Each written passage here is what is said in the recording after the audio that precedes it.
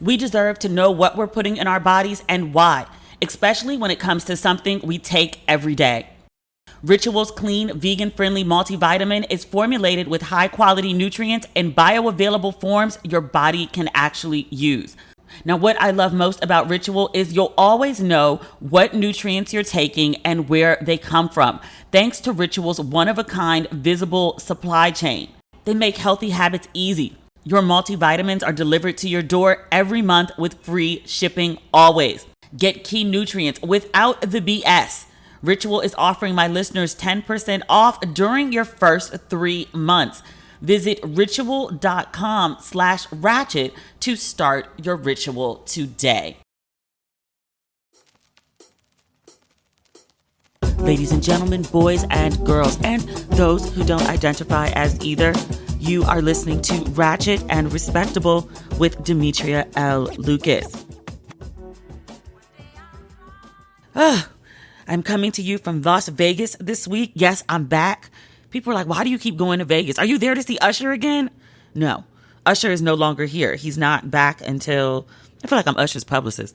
Usher's not back until, there's a bunch of New Year's Eve shows. I want to say like December 30th, 31st, the 1st, something like that.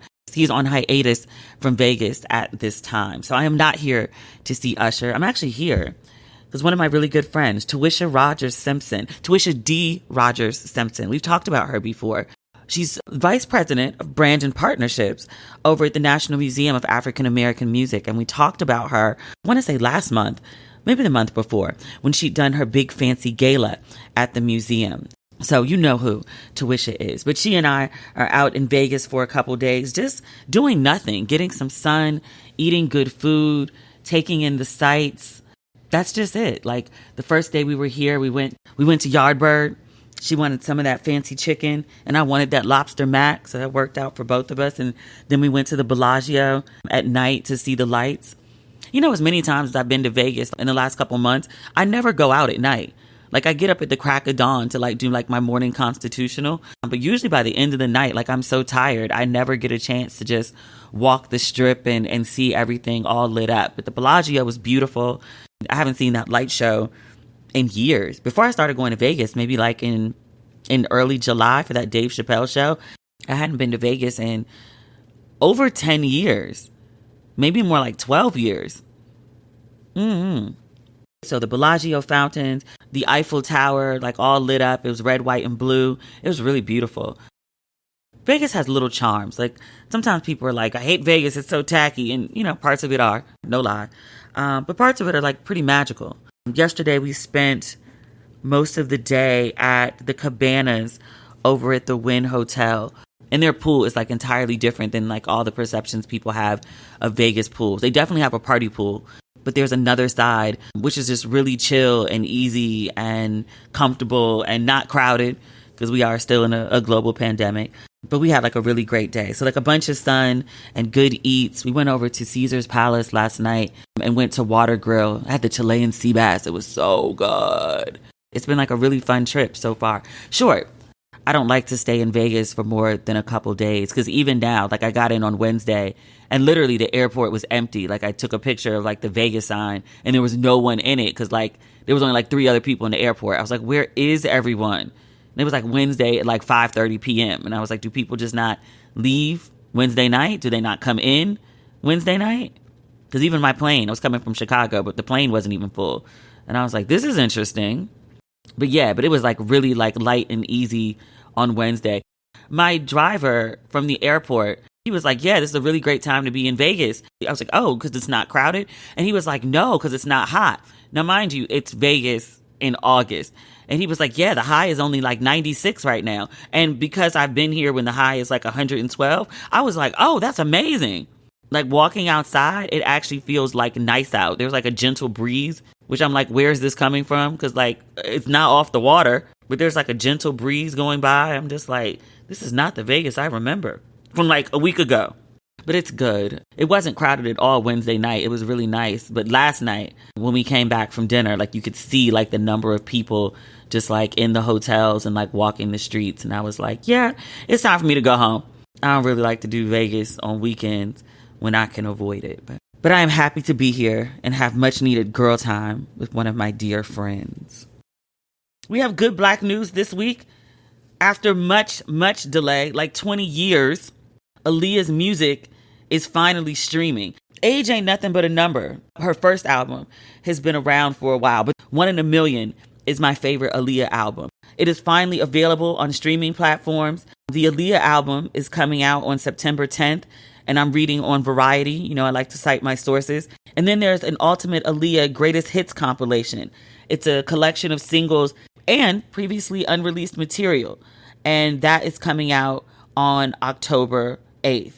There's also, I'm reading, there's an unreleased collection executive produced by Drake featuring cameos from him, Kanye, Wayne, and others that Aaliyah's uncle, who runs her former label, he's been trying to get that released.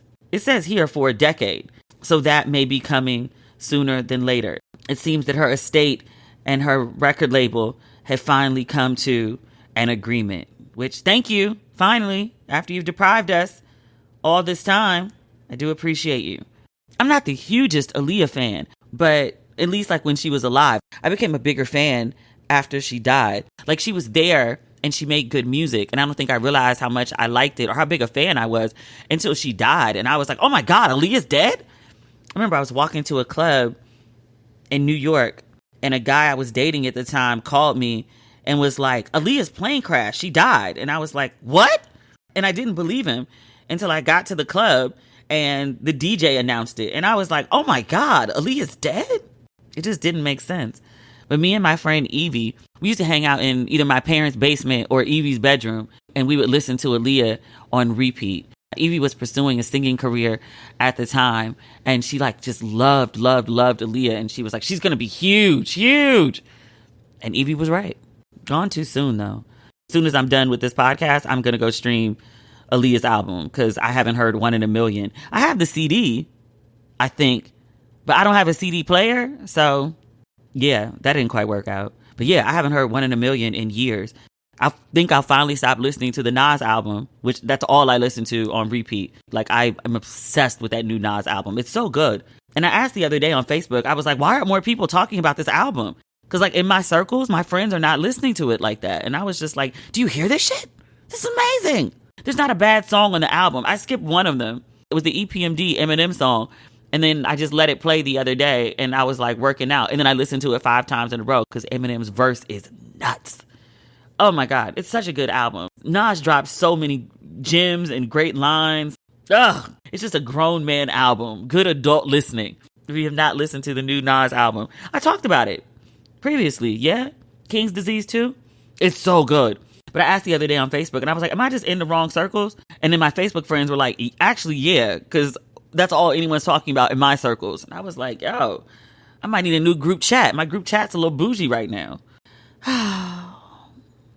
Speaking of albums that take forever to release, your boy Kanye, I can't claim Kanye, your boy Kanye, that Donda album is still not out.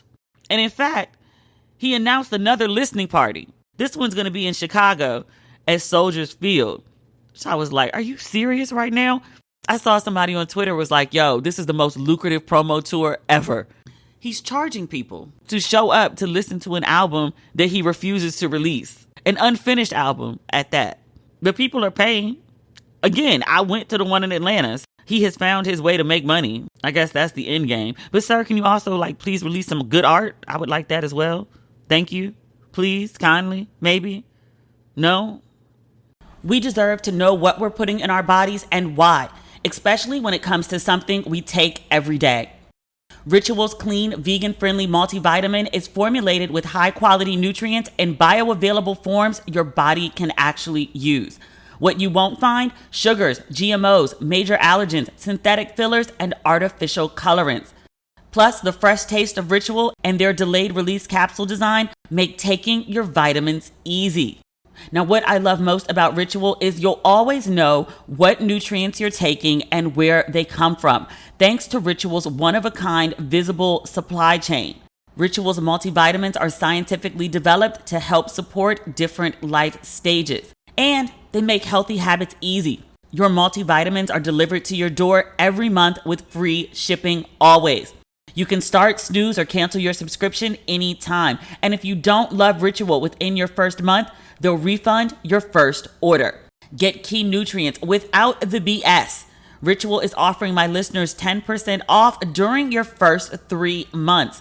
Visit ritual.com/ratchet to start your ritual today. I've recently received my Helix mattress and I'm obsessed with it. I can't believe how well I've been sleeping. I actually wake up feeling rested and refreshed. Birch makes organic, non-toxic mattresses made right here in America and shipped straight to your door with no contact delivery, free shipping, free returns, and a 100-night sleep trial. The materials for the mattress are sourced straight from nature: organic latex, New Zealand wool, and American steel springs. Birch mattresses also have amazing cooling properties. The all-natural wool is ultra breathable, allowing your body to get a comfortable sleeping temperature quicker and maintain it throughout the night. So no more waking up feeling hot and sticky. And because Birch mattresses are made with premium organic materials, you won't experience any type of harsh off-gassing you may find with other mattresses in a box, making Birch an amazing choice for families and children. And did I say how comfortable my mattress is? Since I received my Birch mattress, I've been falling asleep right away. It's such an upgrade over my previous mattress, and delivery was quick and easy. So if you're looking for a new mattress, check out birchliving.com/ratchet. They have a 25-year warranty and you get to try it out for 100 nights risk-free. They'll pick it up for you if you don't love it, but I know you will. Birch is giving $200 off all mattresses and 2 free Eco Rest pillows at birchliving.com/ratchet. That's $200 off all mattress orders and 2 free Eco Rest pillows. birchliving.com/ratchet. Okay. Oh, shout out to my bae, Khalila Wright, for Messing a Bottle. I was scrolling on Instagram earlier today and I saw she was on the digital cover of Black Enterprise. She's got her signature black and white glasses on. She's a faithful listener of the podcast. She's training for the Paris Marathon. This girl's running like 12 miles a day, which I was like, I'll give you 6 walking. I ain't running 6 miles anywhere unless it's an emergency. But you know, you got it, sis. I'm here to support you. She told me she wants to run in a marathon on every continent. Apparently this is like a thing. There's like one continent that doesn't have a marathon. I cannot remember which continent that is. I'm not a marathoner, but my friend Arlene was talking about it because she's a marathoner. But it's like a whole thing. There's like a special name for people who like run marathons on like the 6 continents that offer marathons. I was like, y'all got it. I'll cheer from the sidelines. I'll like stand by and wave a flag and yell your name as you run by. I'll do that, but I ain't running with you. I walk briskly for 6 miles and then I tap out. I do my part. But congratulations to Khalila on her Black Enterprise cover. She is much deserving. It's a hard-working woman, y'all. I like to see my friend shine. She's in a really good place right now. I'm very happy for her. Also, speaking of people I'm totally happy for, Abby from CNN. What's Abby's last name? Because I talk about this woman like I know her. I don't. Abby from CNN. You know Abby. Abby Phillip. I knew that. I totally forgot. But Abby and her husband, they had the baby, a healthy girl, Naomi Angelina. I can't wait to see the baby. Has Abby shared the baby yet? Because Abby is like our Abby. I feel like this is our baby. I know that ain't our baby. And I know that ain't our Abby. But still, I feel very strongly about Abby. She's like little sis. Oh no, she did post a picture of the baby. She's got exclusive photos in People magazine. She says Naomi Angelina Richardson arrived bright and early on Monday morning, perfectly happy, healthy, and ready to eat. Mom and baby are feeling great. Naomi arrived 10 days, fashionably late. Girl. Her first name means pleasant one, and she is already living up to it and spoiling her mom and dad as a blissfully calm baby. Her middle name, Angelina, is a tribute to my beloved maternal grandmother who passed away in 2014. We are overjoyed and in love already. Oh, she's adorable. There's a close-up of the baby.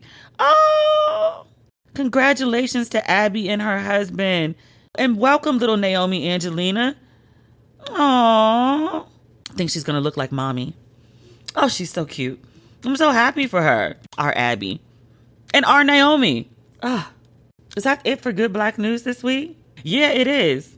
News was weird this week. I read on Bloomberg and up and down my Facebook feed, OnlyFans is getting rid of sexual content, which I was like, does OnlyFans have anything other than sexual content? I feel like if you had like respectable content, you went to like, Patreon? I genuinely didn't know OnlyFans had content that wasn't sexual. But apparently they have like cooking videos or people are playing music or fitness instructors or whatever. But I was like, really? This is all news to me from this Bloomberg article. Mind you, I've never been on OnlyFans. Is that a lie? I've seen content that people screenshotted from OnlyFans, but I've never been on OnlyFans and do not have an account. Just in case anyone was wondering, I do not have an OnlyFans account. But starting in October, the company will prohibit creators from posting material with sexually explicit conduct. People will still be allowed to put up nude photos and videos, but they must be consistent with OnlyFans' new policy.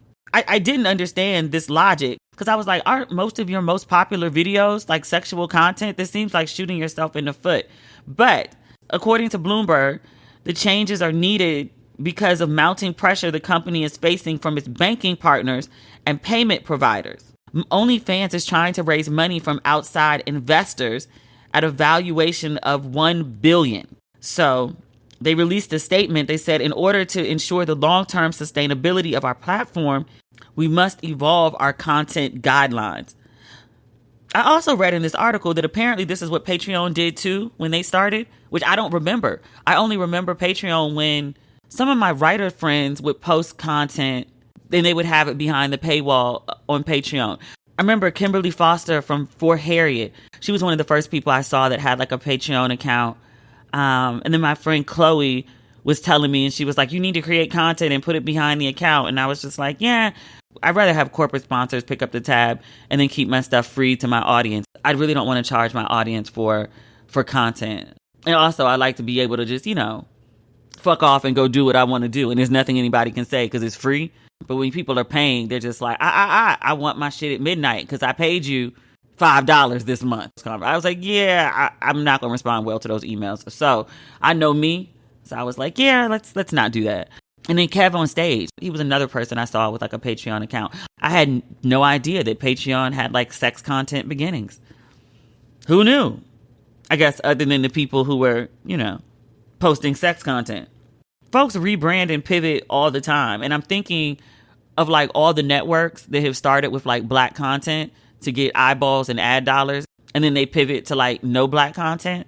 It's happened with several networks. Like remember like UPN and Fox, like when they first started, they were like damn near all black. And now Fox is, at least Fox News. And Fox is now best known as like the network of right-wing white people. Unvaccinated right-wing white people. But that was not how Fox started. All the good black shows used to be on Fox in the 90s. But this ain't the 90s. So, womp womp. Speaking of old shit, the plate debate is back. Oh, this is not like who gets served first, the husband or the child.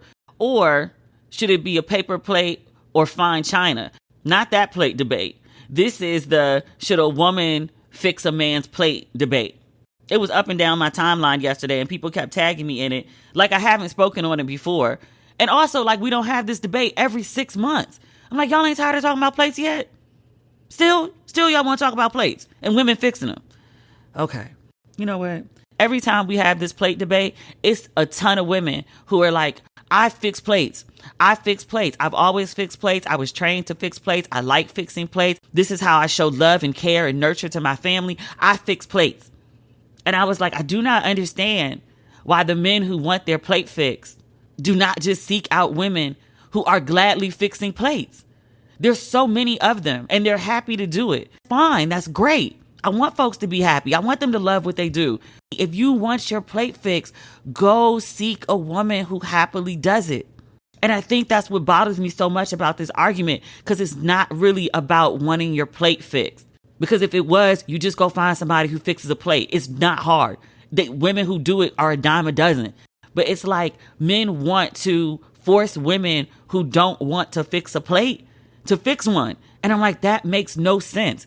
If your love language is an act of service and this is expressly done by fixing your plate, Go find that woman. But it's not about that. It's really about control and a weird form of submission. Like, I got this woman who doesn't do this thing to do this thing she doesn't like just for me because I'm a man. I'm like, bruh, your masculinity cannot be that fragile. I mean, it can. And clearly it is. And I'm not saying it's fragile because you want your plate fixed. I'm specifically saying it's fragile for men who want their plate fixed but want to convince a woman who doesn't want to do it to do it. That's purely ego. And that's a purely insecurity. And that's purely fragile. Just wanting your plate fixed, that's your thing. Go find somebody who likes to do it. Be easy. Enjoy yourselves. Have a prosperous, joyful, abundant life. You cannot have a prosperous, joyful, abundant life arguing with a woman to do something she doesn't want to do. She don't want to do it. And guys were like, but you want us to take out the trash. Sir, if you don't want to take out the trash, don't take out the trash. Find some woman who's fine with that. You don't want to investigate the bump in the night? Don't. You also have the right to be like, this is what I want. This is what I don't want. Go find somebody who wants it. I keep saying, find the lid for your pot. It's the best advice I can give for anyone in any situation. Even better than don't waste your pretty. That's about having standards across the board. But if you're trying to engage with another person, the best relationship advice that you will ever get, find a lid for your pot. Find someone who likes what you like, who shares the same values and interests, who likes to do the things that you like to do. It will make your life so much simpler. You really don't have to argue with someone to try to convince them to do things that they don't want to do. You can actually find someone who likes doing them. It'll take you a little more time. With the lack of an argument, is that not well worth it? Come on. Let's make our lives simpler, people. Now, personally, I would like a man who investigates the bump in the night. And I also don't have an issue making plates for someone who appreciates it. But if you have an expectation that I'm going to like serve you, I'll never do it, ever. I also won't be with you because that's not the type of guy that I'm interested in building with, who has these expectations that I serve him literally. No. There's a couple guys I would happily make plates for, gladly make plates for. But this whole beat the chest, like submit to me because I am man, I have penis. Get out of here with that shit. I've never met a man who was a good leader. I've never met anyone who was a good leader who had to constantly tell people that they were a good leader and was telling people they had to submit to them. It's actually a poor sign of leadership that you have to like force people to do things. You're supposed to inspire them, not browbeat them. I'm so sick of this goddamn debate. Next topic. I'm sick of talking about this. We're going to talk about it again in 6 months anyway. Actually, not even 6 months because the plate debate is coming back for the holidays like it does every year. Who do you serve first, your husband or your father? Who do you serve first, the children who are just getting motor skills or your able-bodied husband? I hate this goddamn internet. Also, I know I just said I wasn't talking about this. One more thing. I've never had these conversations in real life. This is something that totally exists for the internet. I've never had a dude tell me that I need to submit to him. Actually, that's not true. I had one. I divorced him. But I've never had like a plate debate about like, you know, feed me before the kids or feed me in public. Make a public show of your submission to me at this cookout or at your mama's house. Or I've had other crazy shit, but not this. In other news, Marlon Wayans, he's in the new Respect movie. We talked about this. He plays Jennifer Hudson's first husband, Ted. He did an interview with Essence, and he said he was trying to bring some humanity to Ted. He said Ted, you know, he beat Jennifer, but he also loved Jennifer. He just didn't know how. These are Marlon's words, not mine. But he wanted to give some humanity to Ted and to that relationship. He said people only talk about the domestic violence, but he was like, you know, they had good times. There was a reason that they were in a relationship and got married and all of that. Like, it wasn't all bad. Ted did have some good traits. He wasn't just an abuser. So he does this interview, and he's never been married. And I guess the interviewer asked him, like, you know, what's going on? Like, you know, you're 49, sir. And he said that he never saw himself walking down the aisle until recently. He said the death of his mother changed his perception. And he explained, I never got married because I knew my mom needed me. Women sometimes want to battle for your attention. They want to battle for your love. They want to be the one. Me and my mama share the same birthday. I'm not trying to hear you. He went on to say, on my mother's deathbed, I said, can I tell you something, woman? I'm 47 years old and I've never been married because I always wanted you to be my number one girl. He says, my mother turned over. She looked at me. She grabbed my hand and she pulled me close to her. I said, I know. I love you too. And I gave her a kiss. And I said, I'll see you soon, but not that soon. I'm sorry, that's funny. Not that soon, because I got a shitload of life to live. She laughed in pain, and I gave her a kiss. And those are my last words to my mom. That's beautiful. That's beautiful. And honestly, I feel a lot of men feel this way about their mothers. And I completely respect that this man did not get married and that he's a mama's boy. I don't think he'd be offended by me saying that. He basically said it himself. And he wanted to be with his mom. And so he was. Sort of. He goes on to mention a long-term relationship that he was in from 1992 to 2013. He and his ex have 2 children together, a 21-year-old and a 19-year-old, grown people. But they were never married. Maybe she didn't want to get married, which, some folks don't, and that's great and fine. Live your best lives however you see fit. But I was like, wait, you were in a 21-year relationship with a woman, had 2 kids with her, and your mom was still your number one? I feel a way about that. We could date. We could hang out. We could kick it. But 21 years of a relationship, and I still ain't number one? I would feel a way about that. His ex may not feel any kind of way. I don't know her. I don't know how she feels. She could feel however she wants to feel. And she's entitled to that. I'm saying I would feel a way. I feel like if you feel this strongly about your mom, don't get into a relationship. Just date. Enjoy other people's companies when you feel like it. And when you want your emotional connection, go be with your mom. If that's how you feel, just don't waste other people's time. Don't engage with other people in relationships. They'll never be your number one. There's no hope of that. That's the space that you reserve for your mother. Great. Just don't engage in relationships. It's that simple. I still want to see that movie. I've not gone to see it. I thought about going to see it in Chicago, but people and crowds and just time. I didn't really have 2.5 hours to just take off and, be indulgent because people were like, where you at? Where you at? Where you at? Where you at? And I still missed a bunch of people.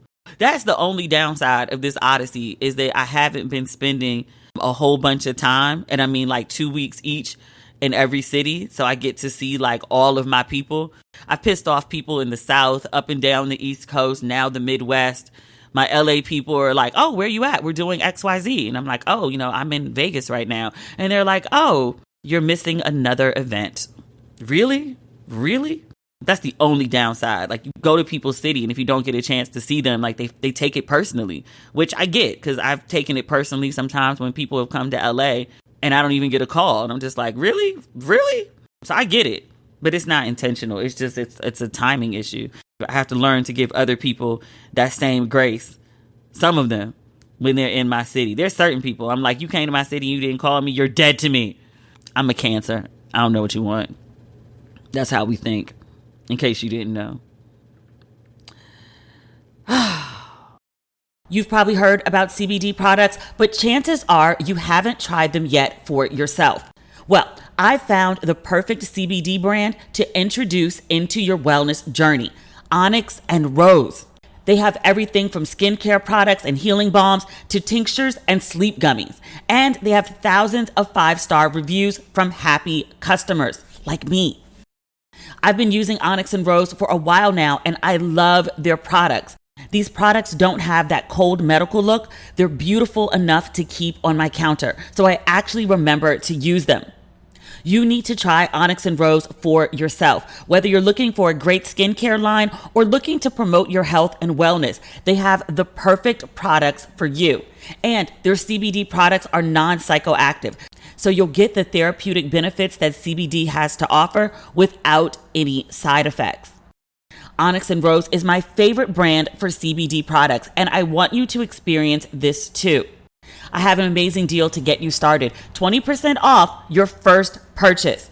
Just go to my special URL, onyxandrose.com/ratchet, and use promo code RATCHET. Don't wait. Get 20% off now with promo code RATCHET only at onyxandrose.com/ratchet. Since you're listening to this show, I think it's safe to say you love listening to podcasts, right? Well, you'll find a ton of binge-worthy podcasts, including ours, on Amazon Music. Amazon Music has more than 10 million free podcast episodes to listen to. But Amazon Music isn't just for listening to podcasts. They have thousands of music stations and top playlists to stream for free. And no matter what you're listening to, you can go hands-free with Alexa. If you're like me and you want your music on demand and ad-free, you have to try Amazon Music Unlimited. That gives you unlimited access to over 75 million songs, as well as podcasts, music videos, and more. With Amazon Music Unlimited, you can listen to any song, anywhere, offline with unlimited skips. Now, you know when I travel, I keep my phone in airplane mode, which usually would prevent me from getting access to my music, but not with Amazon Music Unlimited. If you've never tried Amazon Music Unlimited, now's a great time. For a limited time, new customers can try Amazon Music Unlimited free for 30 days. No credit card required. Just go to amazon.com/ratchetpod. That's amazon.com/ratchetpod to try Amazon Music Unlimited free for 30 days. Amazon.com/ratchetpod. Renews automatically, cancel anytime. Terms apply. Making content is an essential part of what I do to keep this show going, but it hasn't always been a seamless creative process. Creating the show is easy. Promoting the show and coming up with the graphics and the designs and doing the marketing, much more of a challenge. But ever since I found Canva Pro, I can design anything like a pro on any device. Canva Pro is a design platform that empowers you to create and share stunning content in just a few clicks. Whether you're a design professional or just getting started, designing with Canva Pro is amazingly fast and fun. Choose from thousands of professionally made templates that are easy to customize with simple drag and drop features, or you can start from scratch. Canva Pro comes with endless premium fonts, photos, videos, and so much more that add personality and edge to whatever you're designing. I always get compliments on my designs when I'm using Canva Pro. Even better, sharing, creating, and organizing designs as a group has never been easier. Canva Pro helps you stay on top of team projects all in one place, so no more misplaced files or tedious back and forth. Also, with Canva Pro's Content Planner, you'll save time planning, creating, and posting social media content too. Pause scheduled posts and edit them at any time. Now, my favorite Canva Pro feature is the ability to use it seamlessly on any device, which means I can use Canva Pro when I'm on the go. Design like a pro with Canva Pro. Right now, you can get a free 45-day extended trial when you use my promo code. Just go to canva.me/ratchet to get your free 45-day extended trial. That's canva.me/ratchet.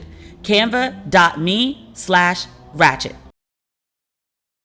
In white fuckery news, this Jeopardy rollout is a debacle. So Mike Richards, we talked about him last week. He and Blossom, her name is not written in front of me. I can't remember it. Sorry. You know who Blossom is. Stop it. Last week, we talked about how Mike Richards and Blossom were the new hosts of Jeopardy, and it had been decided. It was final. But this morning, and I'm recording this on Friday at 9:13 a.m. in Vegas. I know I'm late. I was at the pool all day and then went to dinner. I didn't even go shopping. I was tired when I got back. Like, being in the sun all day, I know you're not trying to hear that shit, because I know y'all are like, bitch, I was at my laptop all day dealing with white folks. I don't want to hear about your pool days and you was too tired to record. My bad. But yeah, it's Friday morning, and I'm glad I held the podcast because this fool is out at Jeopardy. He resigned before the show even started.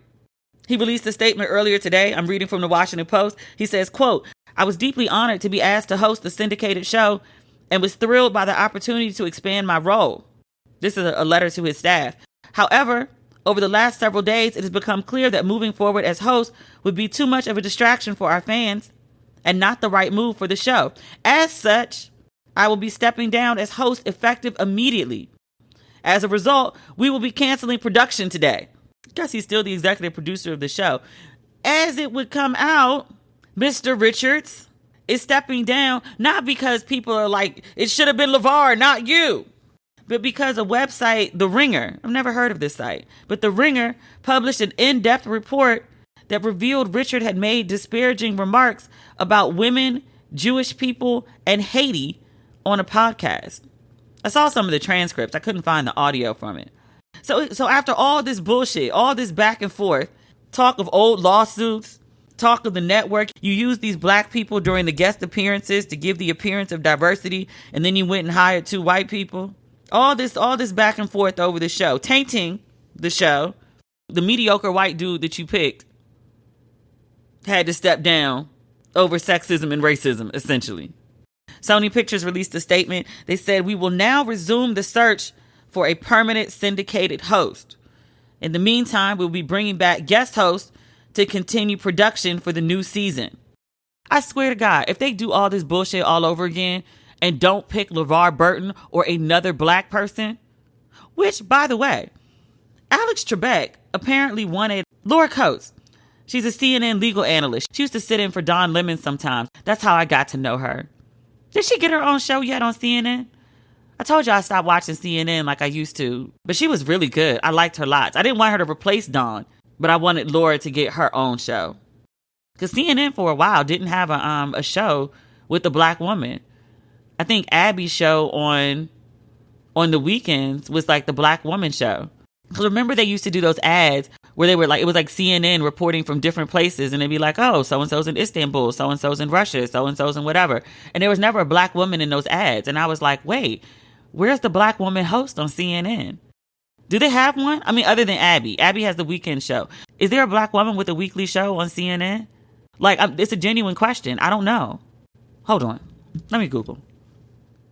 So when I search, there's correspondents and reporters, but Abby's the only one with the show. That's what I'm seeing. I don't like that. I want it to be Abby and someone else. Like Laura Coates. She's really good.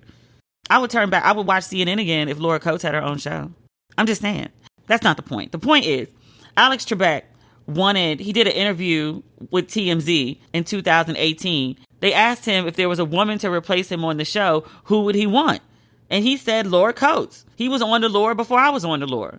And at the time, Laura tweeted that she was, quote, incredibly honored and humbled that Trebek knew who she was and thought that she would be a great host of her favorite game show that she grew up watching with her family and continues to watch with her children.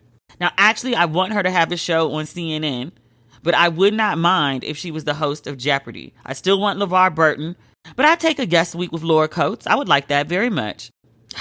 This is a mess.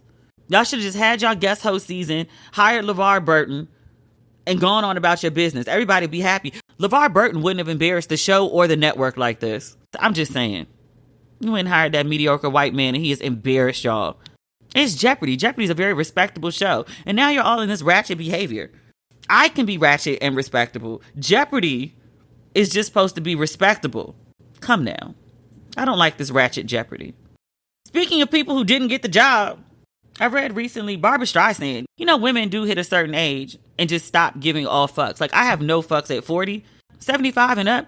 They have a whole different set of no fucks. I think there's like, you know, the fucks go into deficit. She just did like a random interview and was just like, yeah, I didn't like Bradley Cooper and Lady Gaga in A Star Was Born, which is a remake of a famous movie that Barbra Streisand was in, which was also a remake, but neither here nor there.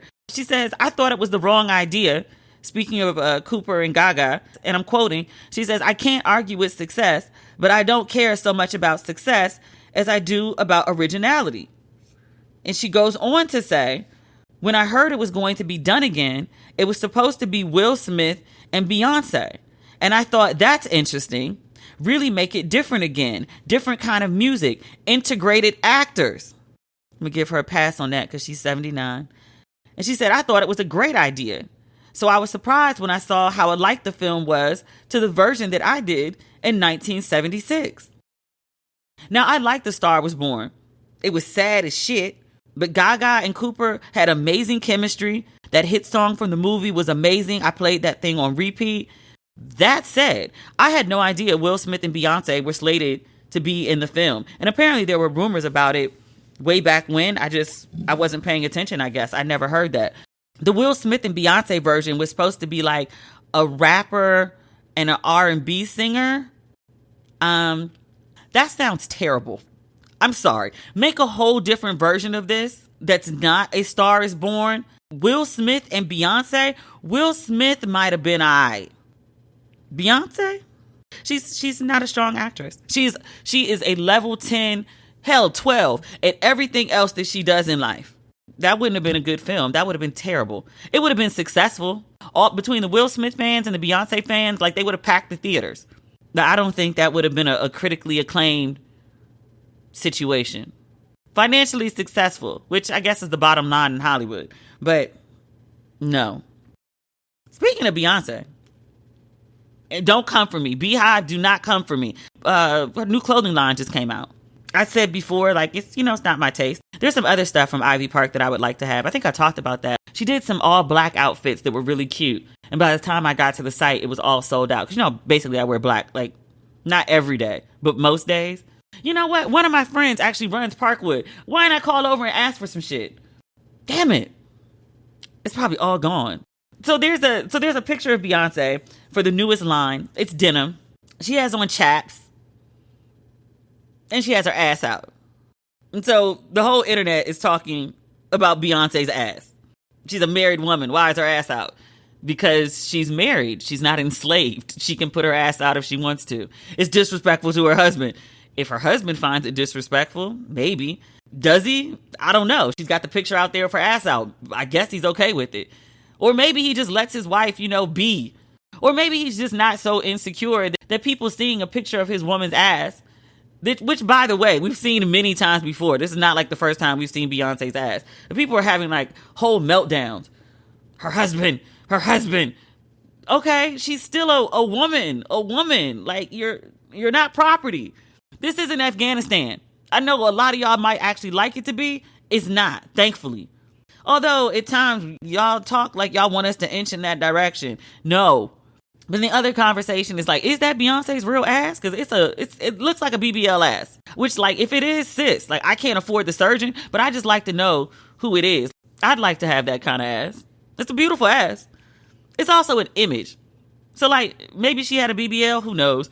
And I don't care. But, like, also, like, people, like, it could be photoshopped. Like, it's an image. Like, it's very easily to manipulate. Like, you can do it on your iPhone. I'm sure whoever is doing the photography and editing for Beyonce's images is using something more sophisticated than Facetune. Or maybe it's her ass. I don't know. I remember the ass from, she was winding it around on stage. And people had an outcry about that, too. I want to say it was the MTV Awards. She was doing Drunk All Night. She and Jay were performing Drunk All Night. And she turned around and, like, threw her ass in a circle. And people were, like, appalled. Like, Beyonce, how could you? Like, the woman's like 35. Like, she wants to throw her ass in a circle, she can. That was many years ago. But that wasn't that ass then. But that was also the post-blue ass. And she lost all that weight. She wanted to get skinny again because she gained a lot of weight when she was pregnant. And people were like, oh my God, Beyonce's over. And she was like, nah, I was just pregnant. She was trying to prove a point. But she was like really small at the time. And so she's not really small right now. Like, she's in thick Beyonce right now. Which all Beyoncés are lovely. But I was like, maybe she gains weight in her ass. We know she got thighs.